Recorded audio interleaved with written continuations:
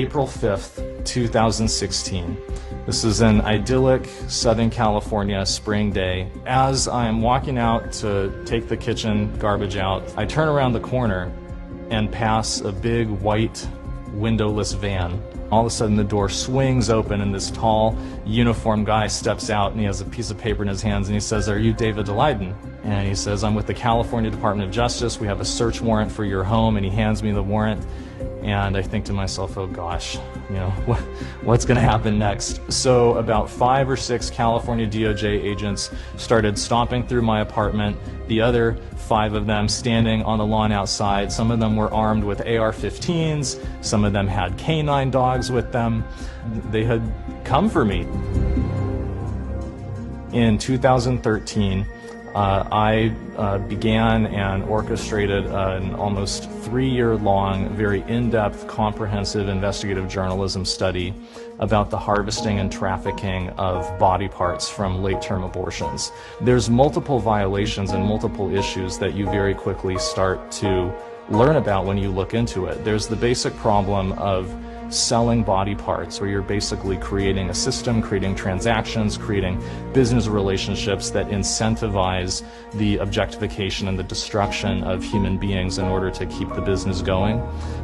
So for about 30 months, we went undercover with the explicit purpose of partnering with some of the biggest Planned Parenthood abortion clinics in the country to send their technicians in, harvest body parts from the abortions that were being done that day, and then package up the parts and ship them off to different customers all around the country, sometimes around the world.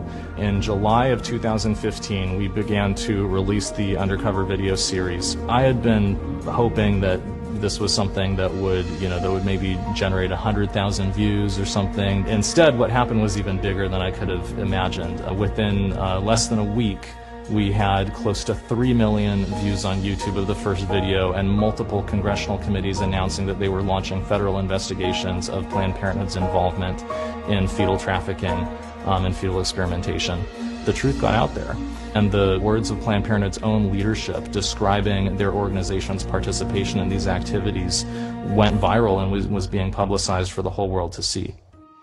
Looking back on it from the information that we know now, I now know what was going on was that Kamala Harris, at the explicit instruction of Planned Parenthood, had targeted me, and me alone, among all undercover video news gatherers in the state of California, to enforce the California video recording law against me and to punish me for speaking the truth about her powerful campaign donors at Planned Parenthood.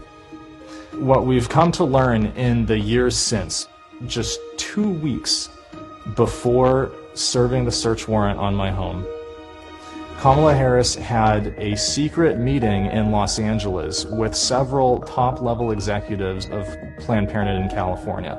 We then found out from the California DOJ investigator reports that Planned Parenthood's top lawyer in California had specifically instructed the California DOJ agents that Planned Parenthood wanted the video equipment and the computers that I was using to publish the videos to be seized, in order to shut me up, in order to prevent me from continuing to publish the truth about Planned Parenthood's involvement in fetal trafficking, and in order to punish me for speaking out with a message that was disfavored by Planned Parenthood and by Kamala Harris in the state of California. I think what people have to understand about organizations like Planned Parenthood and about their political backers like Kamala Harris is that they're shameless, and they will do whatever they have to do in order to promote their agenda. They'll say whatever they have to say, and they are not afraid to use every bit of power at their disposal to force their agenda through.